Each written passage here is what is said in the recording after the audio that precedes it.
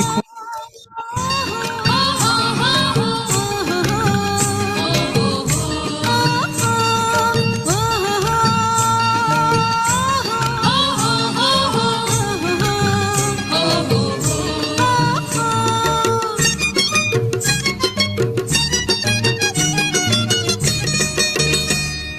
नन्हे मुन्ने जगमग चमके, नन्हे मुन्ने जगमग चमके, ज्ञान के हम सितारे हैं, ओ ज्ञान के हम सितारे हैं। इस जग को चमकाने के लिए, इस जग को चमकाने के लिए साकार रूप को धारे हैं। नन्हे मुन्ने जगमग चमके, नन्हे मुन्ने जगमग चमके।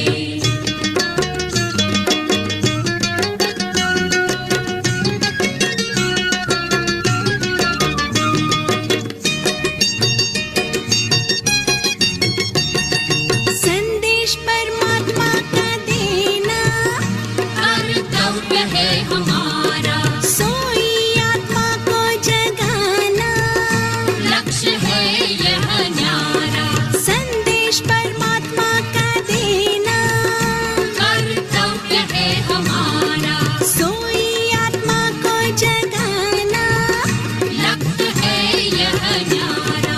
ज्ञान का शंख बजाने के लिए, ज्ञान का शंख बजाने के लिए ब्रह्मलोक से पधारे हैं। नन्हे मुन्ने जगमग चमके, नन्हे मुन्ने जगमग चमके।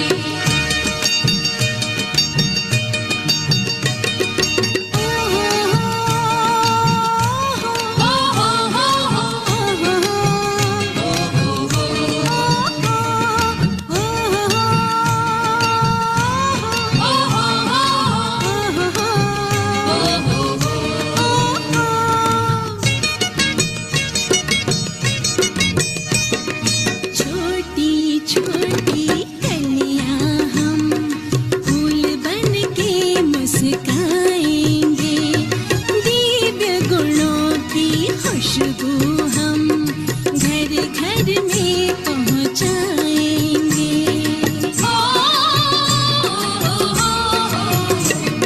छोटी छोटी कलियां हम फूल बन के मुस्काएंगे, दिव्य गुणों की खुशबू हम घर घर में पहुंचाएंगे। शूल को फूल बनाने के लिए, शूल को फूल बनाने के लिए सुखदाता के श्रृंगारे हैं। नन्हे मुन्ने जगमग चमके, नन्हे मुन्ने जगमग चमके।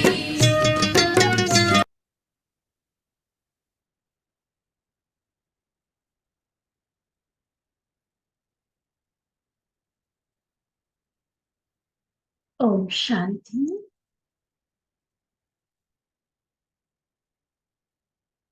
प्यारे बाबा की मुरलियों में प्रतिदिन हम आत्माओं को एक से बढ़कर एक अति सुंदर स्वमान मिलते हैं और उन स्वमानों का अभ्यास करते हुए सचमुच कितनी खुशी, कितना आनंद और अपार शक्ति का अनुभव हम सभी कर सकते हैं।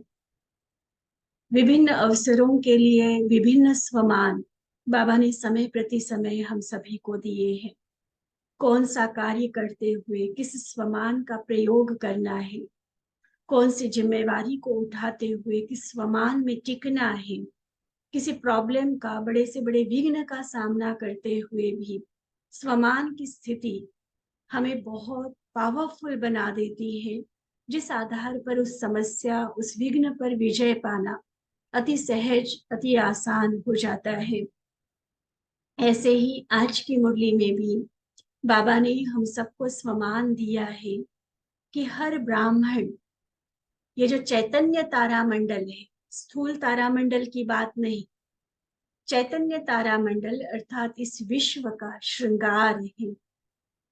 संसार में साइंटिस्ट के द्वारा कितने प्रयास किए जाते हैं, वर्षों की मेहनत होती है, करोड़ों अरबों का खर्चा होता है, तब कहीं वो आसमान के किसी चांद तारे या किसी अन्य रहस्य के बारे में वो पता कर पाते हैं।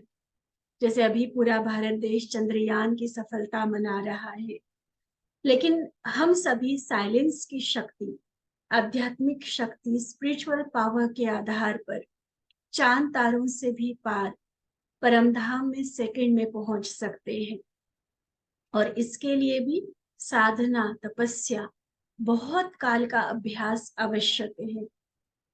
भले ही एक बार अभ्यास होने के बाद फिर सेकंड भी नहीं लगता उस परमधाम में, सूक्ष्म वतन में पहुंचने में, लेकिन क्लियर ज्ञान के साथ फिर वो अभ्यास वो हम कितना करते हैं, ये हमें देखना होगा। बाबा ने बड़ी आसान विधियां बताई हैं, तो आज बाबा हमें आसमान की सैर करा रहे हैं, आसमान के चांद, सूरज, तारों के साथ कंपेयर करते हुए इस चैतन्य तारामंडल के राज हमारे सामने खोल रहे हैं। साथ ही बहुत सुंदर स्वमान देकर हमारे खुशी को, नशे को और वृद्धिंगत कर रहे हैं। तो बाबा की आज की मुरली 19 अक्टूबर 1981 की, जिसका सार है हर ब्राह्मण चैतन्य तारामंडल का श्रृंगार। हर ब्राह्मण चैतन्य तारामंडल का श्रृंगार। तो ज्ञान सूर्य, ज्ञान चंद्रमा, अव्यक्त बाप दादा, हम ज्ञान सितारों के प्रति बोले। आज ज्ञान सूर्य, ज्ञान चंद्रमा अपने तारामंडल को देखने आए हैं। हम सभी जानते हैं ज्ञान सूर्य शिव बाबा और ज्ञान चंद्रमा कहा गया है ब्रह्मा बाबा को, और हम सभी हो गए सितारे। तो सितारों के बीच ज्ञान सूर्य, ज्ञान चंद्रमा दोनों ही साथ में आए हैं। वैसे साकार सृष्टि में सूर्य, चंद्रमा और साथ साथ में सितारे इकट्ठे नहीं होते। सूरज छिप जाता है तब चांद और सितारे दिखते हैं, ऐसा ही है। सूर्य की रोशनी में हम चांद सितारों को नहीं देख पाते हैं, तो वो इकट्ठा नहीं देखा जाता उनको। लेकिन यहाँ तो अलौकिक बात है ना।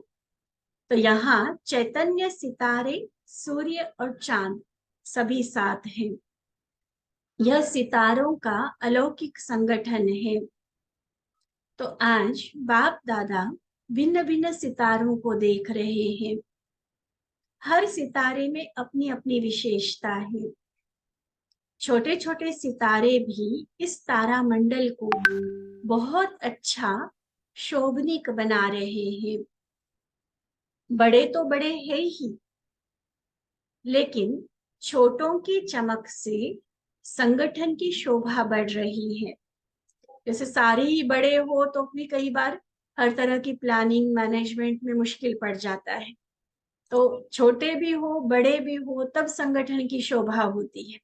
जैसे परिवार में अगर सारे बूढ़े बूढ़े हो या सारे बच्चे बच्चे हो, तो इस परिवार का बैलेंस नहीं रहता है।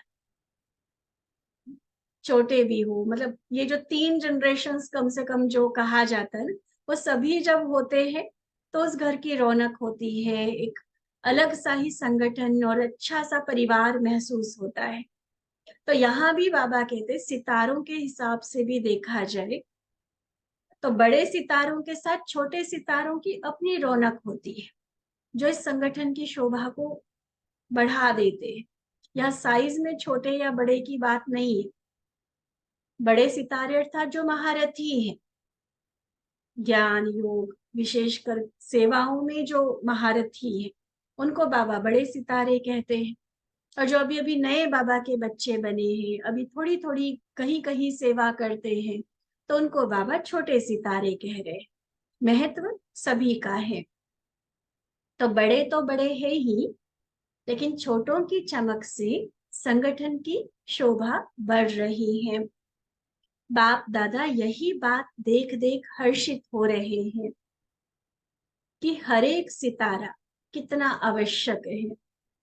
कई बार हम अपनी वैल्यू को नहीं समझ पाते हैं।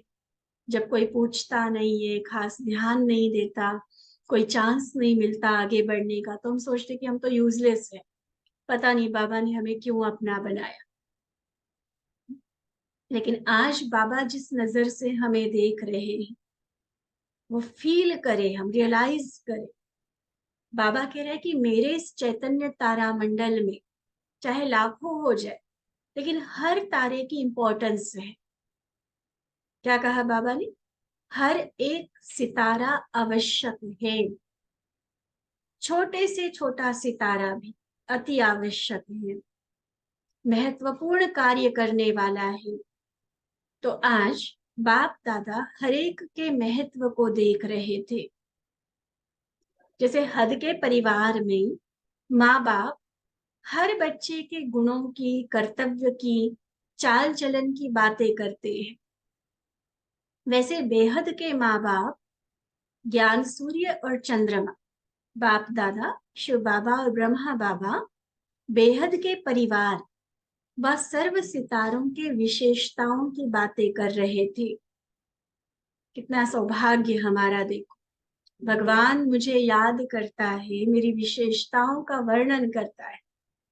हम एक दूसरे के लिए उल्हने देते रह जाते कि आप तो हमें याद नहीं करते हो, आपको हमारी कदर नहीं है, और वहां एक दूसरे से मांगते रहते हैं। लेकिन बाबा क्या बता रहे? संसार की सर्वोच्च दो हस्तियां, एक परम पिता तो दूसरा प्रजापिता, ज्ञान सूर्य और ज्ञान चंद्रमा, हर एक बच्चे के विशेषताओं का आपस में वर्णन कर रहे थे कि मेरा कौन सा बच्चा कितना विशेष है, कितना आवश्यक है इस परमात्म कार्य में। तो ब्रह्मा बाप व चंद्रमा आज चारों ओर विश्व के कोने कोने में चमकते हुए अपने सितारों को देख देख खुशी में विशेष झूम रहे थे। ज्ञान सूर्य बाप को हर सितारे की आवश्यकता और विशेषता सुनाते हुए इतना हर्षित हो रहे थे कि बात मत पूछो। वो सीन जो बाबा क्रिएट करना चाह रहे ना, उसको देखो, अपने मन की आंखों से उसको इमर्ज करो। सूक्ष्म वतन में ब्रह्मा बाप और शिव बाबा हम चैतन्य सितारों को देख रहे हैं, और ब्रह्मा बाबा एक एक सितारे की तरफ इशारा करके उस सितारे की महिमा कर रहे हैं, उसकी विशेषताएं बता रहे बाबा कि बाबा ये देखो मेरा बच्चा कितना विशेष है। जैसे आपने देखा ना, सेंटर पर भी कोई बाहर के लोग आते हैं, कोई हमारे महारथी भाई या बहनें आती है, सीनियर दीदी आती है, तो हर सेंटर की जो इंचार्ज बहन होती है वो क्या करती है? अपने भाई बहनों का इंट्रोडक्शन देती है। देखा है ना ये सीन कि बहन जी, भाई जी, ये देखो ये हमारे डॉक्टर भाई है, ये वकील भाई है, ये बिजनेस करते हैं, ये कुमार है, ये माता बड़ी यज्ञ माता बनकर सेवा संभालती है, या किसी विशेष आत्मा का कोई विशेष परिचय के आधार पर उसने कोई सेवा की है, तो सारा परिचय दिया जाता है। तो इंचार्ज बहन को कितनी खुशी हो रही होती है कि देखो हमारे पास इतने विशेष विशेष रतन है। अब वही और कई गुना उस खुशी को देखो ब्रह्मा बाबा के चेहरे पर कि इस ब्राह्मण परिवार का एक एक बच्चा, इस चैतन्य तारा मंडल का एक एक सितारा कितना विशेष है, कितना आवश्यक है, किस तरह से परमात्मा कार्य में चाहे छोटी या बड़ी जो भी जिम्मेवारी वो संभाल के चल रहा है, वो कितना आवश्यक और विशेष है। ये बताते हुए ब्रह्मा बाबा की खुशी तो इतनी थी, जो बाबा कहते बात मत पूछो, कर रहे हैं ना फील वो खुशी। तो उस समय का चित्र बुद्धियोग की कैमरा से खींच सकते हो। साकार में जिन्होंने अनुभव किया वो तो अच्छी तरह जानते हैं। चेहरा सामने आ गया ना, कैसे ब्रह्मा बाबा खुश हो रहे होंगे बच्चों की महिमा करते हुए। आ गया चेहरा सामने, क्या दिखाई दे रहा है? इतने हर्षित हो रहे हैं, जो नैनों में मोती चमक रहे हैं। बहुत खुश कोई होता है ना, तो चेहरा तो दमकता ही है, लेकिन आंखों में भी एक अलग सी चमक आ जाती है। वो सीन, वो चेहरा स्पष्ट देखो ब्रह्मा बाबा का। आज जैसे जौहरी हर रत्न की महिमा कर रहे थे कि देखो बाबा, मेरा ये रत्न कितना विशेष है, मेरा ये रत्न कितना विशेष है, इसकी ये महिमा है, इसकी ये खूबी है। तो आप समझते हो ना कि आप सबकी क्या महिमा की होगी। अपने महानता की महिमा जानते हो। इसलिए जब हम सेल्फ रियलाइजेशन कराते ना, रिफ्लेक्शन कराते हैं, कई बार सिर्फ बाबा बाबा करने वाली बात नहीं होती है, बाबा की नजरों से खुद को देखने की भी बात होती है। कभी बैठ के एकांत में योग में यही करना कि बाबा ने मुझ में क्या देखा होगा। बचपन से लेकर आज तक जो भी मुझे अपने जीवन की बातें याद है, जितनी भी अचीवमेंट्स याद है, जिस तरह का मेरा व्यवहार रहा है, उसमें से प्लस पॉइंट्स निकालना कि अच्छाई क्या रही है मेरे अंदर, और उनको एक अलग से लिस्ट बनाना। क्या मिला ये नहीं, मैंने जीवन को कैसे जिया है, मेरा व्यवहार कैसा रहा है, मेरे अंदर कौन सी कला रही है, कौन से गुण का मैंने बार बार प्रयोग किया है, चाहे संबंधों में, चाहे अपने कारोबार में, चाहे अपने पर्सनल जीवन में। तो उनकी एक लिस्ट बनाते जाना, वो है हमारी विशेषता। जब कभी भी हमारी किसी से दोस्ती हुई तो मेरी कौन सी क्वालिटी उस आत्मा को पसंद आई। जब भी मुझे कोई बात में सफलता मिली, सक्सेस मिली, तो विशेष कौन सी बात को मैंने, कौन से गुण को या शक्ति को मैंने वहां प्रयोग किया था, जिसके कारण वो सफलता मिली, वो अचीवमेंट मिली। कहीं मेरी वाहवाही हुई, कहीं मुझे अवार्ड मिला। चलो अवार्ड और वाहवाही छोड़ो, आज अगर हम पारिवारिक संबंधों में भी सफल है, तो कौन से गुणों के कारण सफल है। तो सिर्फ फोकस करके कि ऐसा क्या पॉजिटिव वैल्यू, गुण, शक्ति मैंने वहां प्रयोग किया, तो वो होती है हमारी विशेषताएं। तो उन विशेषताओं का वर्णन बाबा कर रहे थे। तो देखना, किसी दिन स्पेशली बैठ के अपने उन विशेषताओं की लिस्ट निकाल, उसमें हमारी लौकिक योग्यताएं भी हो सकती है और अलौकिक गुण शक्तियां भी हो सकता है। तो ऐसी लंबी लिस्ट निकलेगी हर किसी की। कोशिश करना मिनिमम कम से कम 5 विशेषताएं अपनी जरूर लिखना। ठीक है, आज की बाबा के मुरली के आधार पर ये होमवर्क हम चिंतन के लिए लेंगे और करेंगे। देखना कितनी खुशी होगी। और ये नहीं कि हम कोई मियाँ मिट्ठू बन रहे हैं, नहीं, बाबा की नजरों से देखना है ना खुद को, कि बाबा मुझे इतना प्यार करते, आखिर क्यों करते, क्यों उन्होंने मुझे अपना बनाया, क्यों उन्होंने मुझे अपना मददगार बनाया। तो वो एक पिक्चर क्लियर होता जाएगा। और उसमें भी खास एक विशेषता बाबा बता रहे, जो हर ब्राह्मण बच्चे में है। जानते हैं कौन सी? बाबा समझा रहे, सभी की विशेष एक बात, विशेष एक बात की विशेषता व महानता बहुत स्पष्ट है। बाकी विशेषताएं वेरी कर सकती है, किसी में मैनेजमेंट की विशेषता होगी, किसी में स्थूल कार्यों की होगी, किसी में संबंधों को बहुत अच्छे से निभाने की होगी, किसी को सेवा के प्लानिंग की होगी विशेषता। अलग अलग तरह की होती है ना, तो वो अलग अलग होंगी। लेकिन एक विशेषता जो हर बच्चे में दिखाई देती है और बहुत स्पष्ट, जो कोई भी हो, महारथी हो, प्यादा हो, छोटा सितारा हो, बड़ा सितारा हो, लेकिन बाबा को जानने की विशेषता, बाबा का बनने की विशेषता, ये तो सब में है ना। आज अपने आप को हम बीके कहलाते, ब्राह्मण कहलाते, तो बाबा को जाना, पहचाना, बाबा के बने, तभी तो ब्राह्मण कहलाए ना। तो ये विशेषता कॉमन सब में है, हर ब्राह्मण में। बाबा को बड़े बड़े शास्त्र की अथॉरिटी, धर्म के अथॉरिटी, विज्ञान के अथॉरिटी, राज्य के अथॉरिटी, बड़े बड़े विनाशी टाइटल्स के अथॉरिटी उन्होंने नहीं जाना।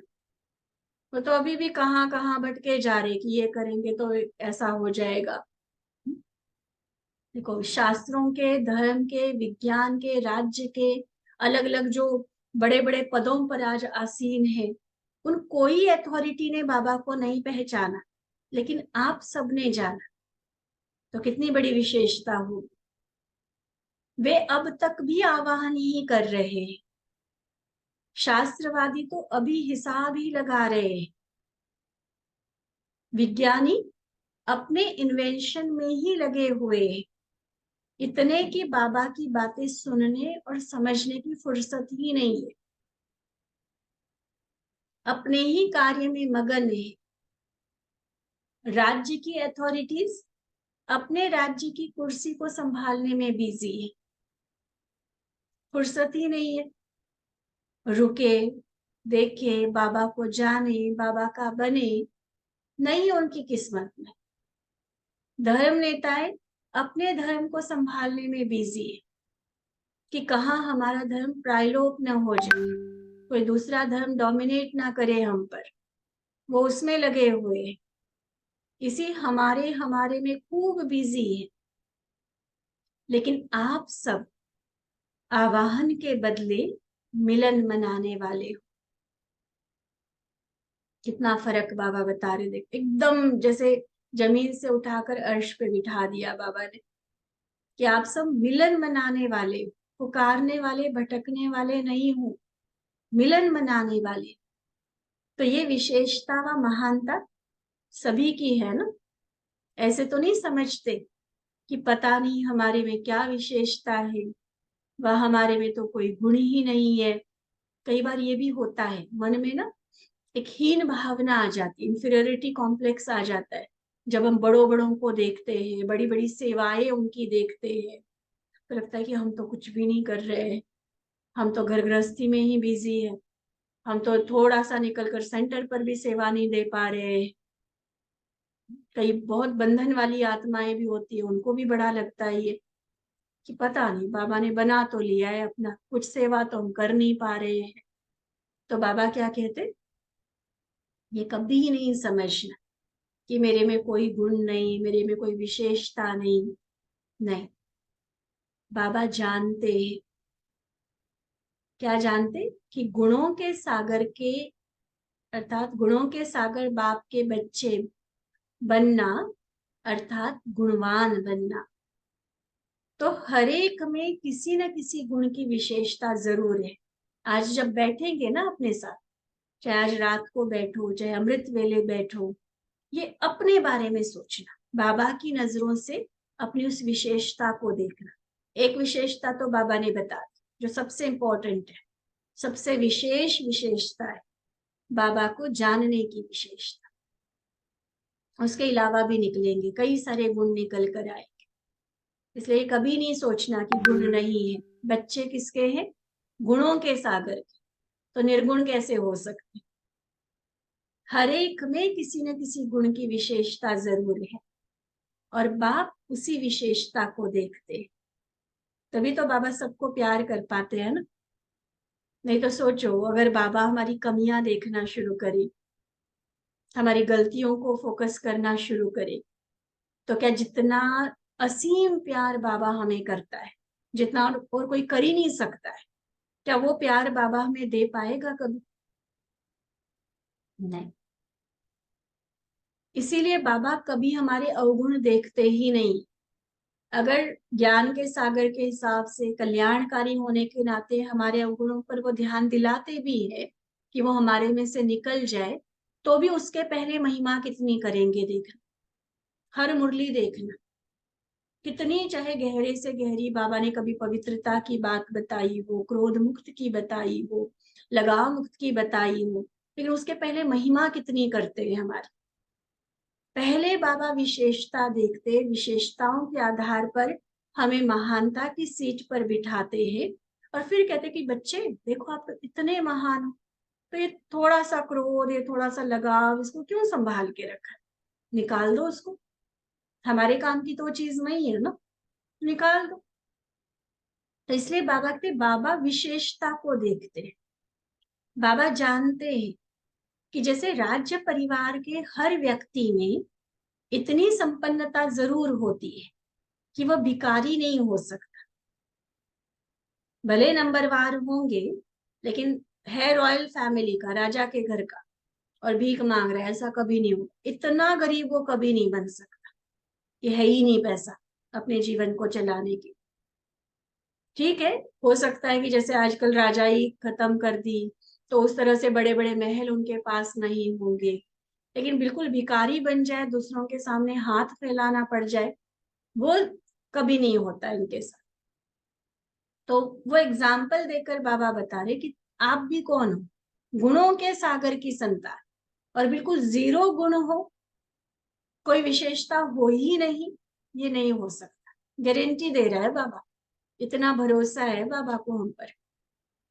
हर एक में किसी न किसी गुण की विशेषता जरूर है, और बाबा उसी विशेषता को देखते हैं।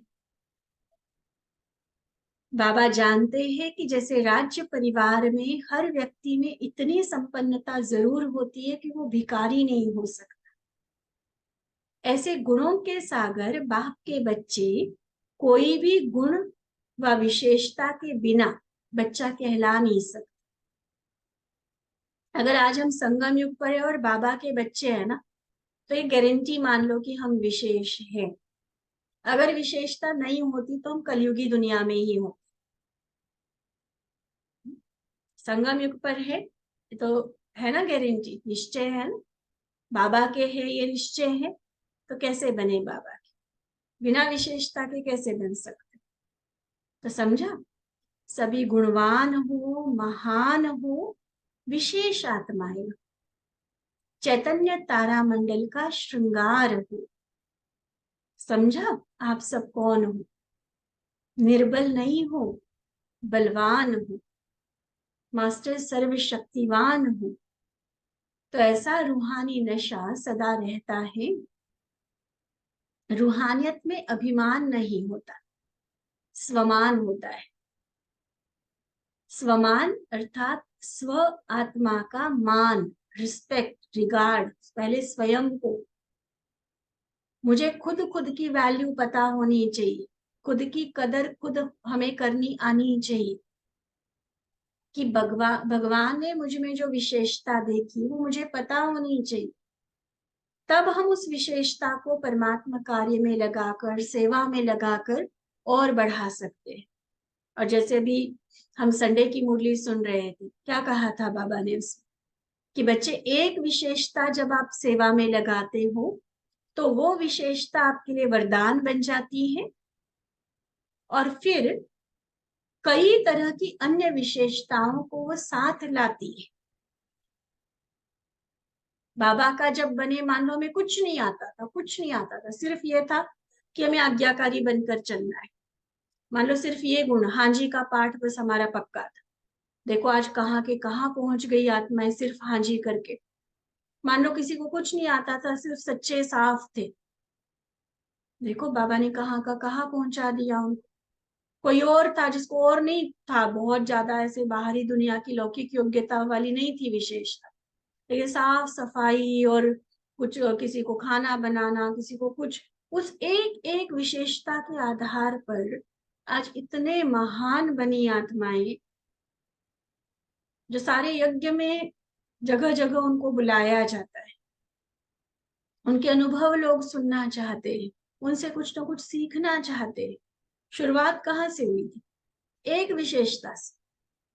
कई दीदियों के, भाइयों के अनुभव है ऐसे, दुनिया की रीति से साधारण। एक होता ना कि बहुत इंटेलिजेंट थे, पढ़े लिखे थे, कई तरह की पहले से ही क्वालिटीज थी, ऐसे भी है बाबा के घर में, और वो अपनी अपनी तरह से उन विशेषताओं को सेवा में लगाकर आगे बढ़ रहे हैं। कईयों को फिर वो अपनी एक दो क्वालिटीज का अगर मान लो अभिमान आ गया तो कहीं के नहीं रहते, कोई नहीं पूछता उनको, भले जितने मर्जी टैलेंटेड है। तो विशेषता को जानना और फिर बड़े प्यार से परमात्मा देन समझकर, प्रभु प्रसाद समझकर उसको सेवा में लगाते जा। दोनों चीजें जरूरी है। इसको बाबा कहते हैं स्वमान, आत्मा का मान। मैं खुद समझूं पहले कि मैं क्यों विशेष हूं, क्यों मैं बाबा को पसंद हूं, मेरी वैल्यू मैं खुद समझूं पहले, इसको कहते हैं स्वमान। तो स्वमान और अभिमान दोनों में अंतर है। अभिमान तो नीचे गिराएगा और स्वमान अपने आप को भी सम्मान देंगे और बाबा के कार्य को भी, औरों को भी सम्मान देंगे। तो इसलिए बाबा कहते स्वमान की सीट पर स्थित रहो, अभिमान की सीट छोड़ दो।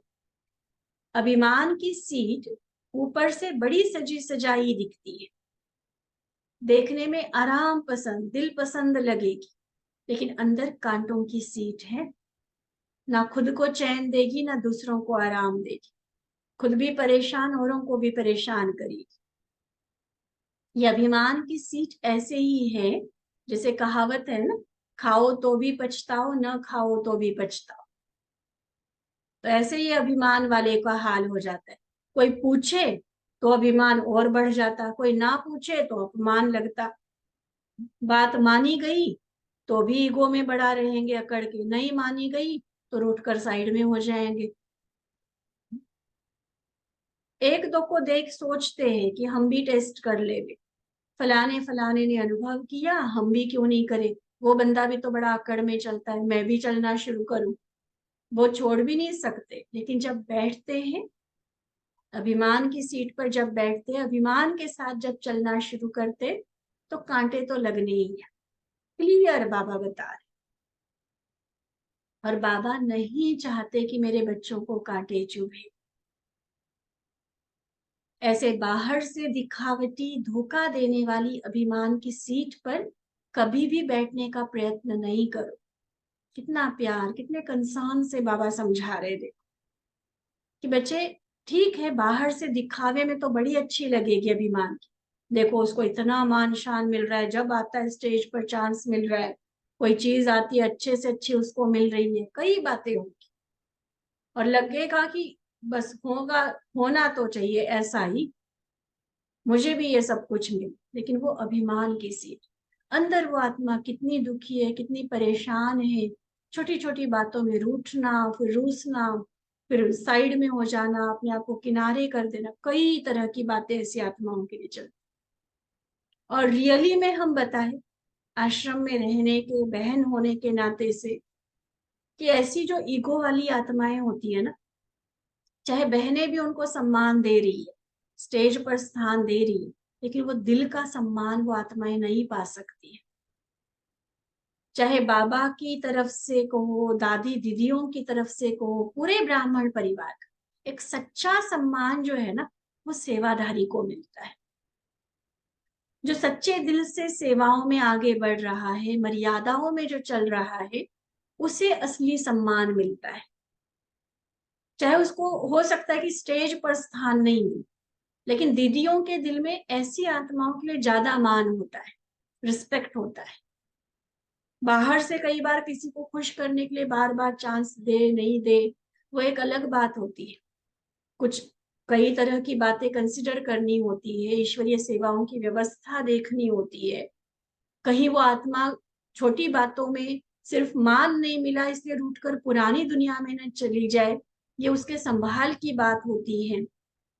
इसलिए कई बार वो, जैसे दिखावे वाला मान कई बार ऐसे व्यक्तियों को देना पड़ता है, अभिमान वालों, लेकिन असली वाला मान नहीं प्राप्त कर सकती वो आत्माएं।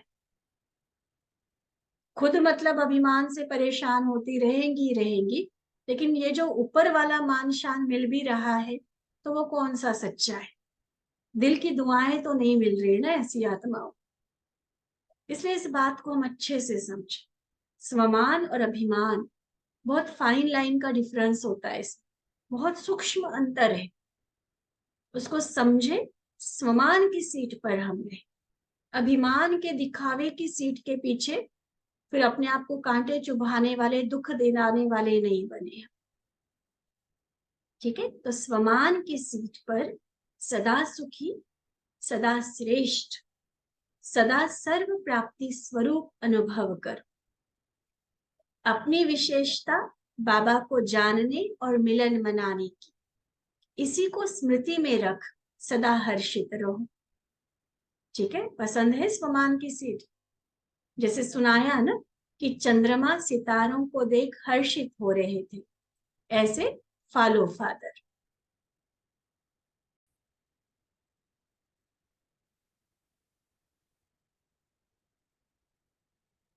तो बाबा ने विशेष स्वमान और अभिमान, इन दो चीजों का हमें अटेंशन दिलाया। बाबा कहते अपनी विशेषता को, बाबा को जानने की, मिलन मनाने की, इसी को स्मृति में रख, सदा हर्षित रहो। फिर बाबा के सामने दादी जी है। बाबा कहते आपने भी सबकी विशेषता देखी ना। बड़ी दादी प्रकाशमणि दादी जी बाबा के सामने है। तो दादी उस समय चक्कर लगा के आई थी। कहाँ चक्कर लगा के आई थी? इससे पहले की मुरली में सुना था ना, दादी अंबाला मेले के लिए छुट्टी लेकर गई थी। तो बाबा पूछ रहे चक्कर लगा के आए तो क्या देखा? छोटों की भी विशेषता, बड़े की भी विशेषता देखी ना। तो विशेषता वर्णन करने में, सुनने में कितना सब हर्षित होते हैं। सब हर्षित होकर सुन रहे थे ना, क्योंकि जब भी इस तरह के बड़े प्रोग्राम्स करके दादी वापस लौटते थे तो बड़ी खुशी से पूरा विस्तृत समाचार क्लास में सुनाया जाता था कि कहाँ कैसी सेवा हुई, किसने किस तरह की सेवा की, कितनी आत्माओं ने लाभ लिया, विशेष कौन आए वहां पर, क्या इवेंट्स रहे। तो सबने बड़ी रुचि से, इंटरेस्ट से सुना। तो दादी जी ने उस दिन अंबाला और फिरोजाबाद मेले का समाचार क्लास में सुनाया था। तो बाबा कहते ऐसे ही सदा सभी की विशेषता का ही वर्णन करे तो क्या हो जाएगा? सदा जैसे विशेष कार्य में खुशी के बाजे बजते हैं, ऐसे ब्राह्मण परिवार में चारों ओर सदा खुशी के ही साज बजते रहेंगे, बाजे बजते रहेंगे। शॉर्ट और स्वीट सफर रहा, खुशियों की खान ले, सबको खुशियों से मालामाल करके आई। क्योंकि दादी जी का सुनाया था ना, मेला तो भले 15 दिन था, लेकिन दादी जी सिर्फ उद्घाटन करके गए थे यहाँ से। तो हर स्थान की हिम्मत उल्लास एक दो से श्रेष्ठ है। तो बाबा भी बच्चों की हिम्मत और उल्लास पर हर बच्चे की महिमा के गुणों के पुष्प बरसाते हैं। अच्छा, तो समझा क्या बनना है, क्या समझना है, और अपने को क्या समझना है और कहाँ बैठना है। क्या बताया? मैं चैतन्य तारा मंडल का श्रृंगार, चैतन्य सितारा हूँ, और बैठना कहाँ? अभिमान की नहीं, स्वमान की सीट पर बैठना है। तो दोनों ही बातें सुनी ना। फिर पार्टियों के साथ बाबा की मुलाकात। बाबा पूछते हर एक अपनी श्रेष्ठ तकदीर को जानते हो ना? कितनी श्रेष्ठ तकदीर श्रेष्ठ कर्मों द्वारा बना रहे हो। जितने श्रेष्ठ कर्म उतनी तकदीर की लकीर लंबी और स्पष्ट। जैसे हाथों द्वारा तकदीर देखते हैं तो क्या देखते? लकीर लंबी है, बीच बीच में कट तो नहीं है। तो यहाँ भी ऐसा देखते हैं बाबा। अब यहाँ बाबा कोई हाथ की नहीं देखते लकीरें, लेकिन तकदीर की लकीर देखते। अगर सदा श्रेष्ठ कर्म वाले हैं तो तकदीर की लकीर भी लंबी और सदा के लिए स्पष्ट और श्रेष्ठ होती है। लकीरें बहुत अधिक एस्ट्रोलॉजी का नहीं भी पता होगा तो अभी इतना तो पता है ना कि कट नहीं होना चाहिए, या कईयों की ना बड़ी गहरी होती है, बहुत स्पष्ट होती है रेखा, और कईयों की बस हल्की हल्की दिखेगी, कईयों की बड़ी टेढ़ी मेढ़ी सी होगी रेखा, एक जा रही है दूसरी उसी को क्रॉस कर रही है। तो उसको इंटरप्रेट करके ज्योतिषी बड़ा कुछ सुनाते हैं, किस आधार पर आपका धन कैसा रहेगा, परिवार कैसा रहेगा, मैरिटल लाइफ कैसा रहेगा, सक्सेस का रेट क्या रहेगा, हेल्थ कैसे रहेगी, सारा बताते हैं। पढ़ाई आदि में बुद्धि कैसी रहेगी। तो वो तो चलो उनका विज्ञान एक अपना है, लेकिन यहाँ बाबा हमारे प्रैक्टिकल तकदीर की, भाग्य की लकीर की बात करते हैं, जिसका आधार है हमारा श्रेष्ठ कर्म। अगर हमेशा श्रेष्ठ कर्म है, श्रीमत के आधार पर है, तो भाग्य की लकीर भी लंबी अर्थात बहुत बड़ा भाग्य होगा और स्पष्ट श्रेष्ठ भाग्य होगा। अगर कभी कभी श्रेष्ठ, कभी कभी साधारण अगर कर्म ऐसे हैं, तो लकीर में भी बीच बीच में कट लगता रहेगा, अविनाशी नहीं होगा, कभी रुकेंगे कभी आगे चलेंगे। इसलिए अगर श्रेष्ठ भाग्य के अधिकारी बनना है तो सदा श्रेष्ठ कर्मधारी बनो। बाबा ने तकदीर बनाने का साधन ही यह दिया है, श्रेष्ठ कर्म। कितना सहज है तकदीर बनाना। श्रेष्ठ कर्म करो और पद्मा पदम भाग्यशाली की तकदीर प्राप्त करो। श्रेष्ठ कर्म का आधार है श्रेष्ठ स्मृति। श्रेष्ठ से श्रेष्ठ बाबा की स्मृति में रहना अर्थात श्रेष्ठ कर्म होना। तो ऐसे तकदीरवान हो ना। तकदीरवान तो सभी हैं, लेकिन श्रेष्ठ है या साधारण, इसमें नंबर है। तो सदा तकदीर की लकीर खींच ली है या छोटी सी खींच ली है, लंबी है ना, अविनाशी है ना, बीच बीच में खत्म होने वाली नहीं, सदा चलने वाली। भाग्य विधाता की संतान है, हमारा भाग्य तो श्रेष्ठ ही होना चाहिए। लेकिन श्रेष्ठ भाग्य का आधार बाबा ने बताया, जिस पर हमारा अटेंशन हो कि क्या मेरा हर कर्म श्रेष्ठ है, तो श्रेष्ठ कर्म की परछाई के रूप में श्रेष्ठ भाग्य स्वतः बनेगा। तो ऐसे तकदीरवान, अब के भी तकदीरवान और अनेकों जन्मों के भी तकदीरवान। फिर दूसरे ग्रुप के साथ बाबा की मुलाकात। बाबा कहते सभी अपने को इस ड्रामा के अंदर बाबा के साथ स्नेही और सहयोगी आत्माएं हैं, ऐसा समझकर चलते हो। हम आत्माओं को इतना श्रेष्ठ भाग्य मिला है, यह ऑक्यूपेशन सदा याद रहता है। जैसे लौकिक ऑक्यूपेशन वाली आत्मा के साथ भी कार्य करने वाले को कितना ऊंचा समझते। मान लो वैसे प्रेसिडेंट है, तो प्रेसिडेंट के साथ रहने वाले को भी तो कितना महान समझेंगे ना। जैसे पीछे कोई सुना रहा था कि अंबानी जो है, उनके तो ड्राइवर की भी सैलरी इतनी है जो यहाँ पर बड़े से बड़े इंटेलिजेंट इंजीनियर की भी नहीं होगी। उसको जो सूट बूट और उसका जो रहन सहन है, उसको जो बंगला आदि मिला हुआ है, तो बड़े से बड़े आदमी के साथ रहने वाले की भी बड़ी वैल्यू हो जाती है, उसको भी ऊंचा समझा रहा। और यहाँ पर वो तो लौकिक की बात हो गई, आपका पार्ट, आपका कार्य स्वयं बाप के साथ है। सोचो, भगवान जो तीनों लोकों की सर्वोच्च हस्त, उसके साथ काम करने का चांस मिला है, तो कितना श्रेष्ठ पार्ट हो गया, समझते हो।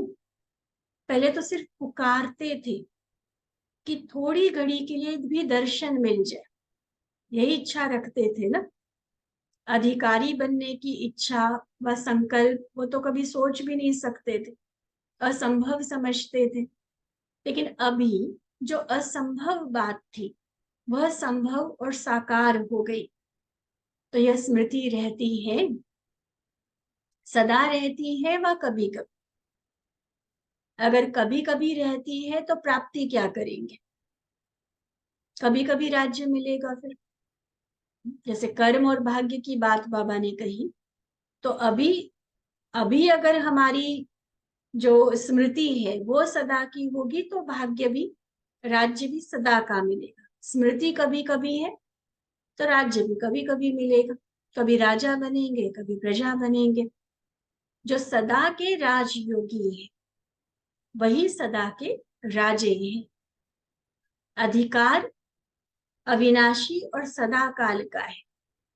जितना समय बाबा ने गारंटी दी है, आधा कल्प, उसमें सदा काल राज्य पद की प्राप्ति कर सकते हो। लेकिन अगर राजयोगी नहीं तो राज्य भी नहीं। राज्य का आधार है कि अब हम राजयोगी कितना है। स्मृति के आधार पर, कर्म के आधार पर सचमुच बाबा ने जो कहा, जैसा कहा वैसा हम चलने वाले, सदा स्मृति में रहने वाले। सदा योगी है तो सदा राजे बने। जब बाबा कहते चांस सदा का है, तो थोड़े समय का क्यों लेते हो, थोड़े में क्यों संतुष्ट हो जाते हो? सारा लो ना। जब सागर ऑफर कर रहा है तो बूंद में क्यों खुश हो जाते हो? पूरा सागर को अपना लो। सदा का राज्य मिल रहा है तो कभी कभी वाले में क्यों संतुष्ट हो? ऑफर जब है इतनी बड़ी, तो थोड़ा सा लेकर राजी नहीं होना चाहिए, पूरा। ठीक है। अच्छा, ऐसे सदा स्वमान की सीट पर स्थित रहने वाले, सदा अपने को विशेष आत्मा समझ, विशेषता द्वारा औरों को भी विशेष आत्मा बनाने वाले, चंद्रमा और ज्ञान सूर्य को सदा फॉलो करने वाले, ऐसे वफादार फरमान बरदार सपूत बच्चों को बाप दादा का याद प्यार और नमस्ते। हम रूहानी बच्चों की रूहानी बाप दादा को दिल व जान, सिक व प्रेम से नमस्ते नमस्ते नमस्ते जी। अच्छा, ओम शांति।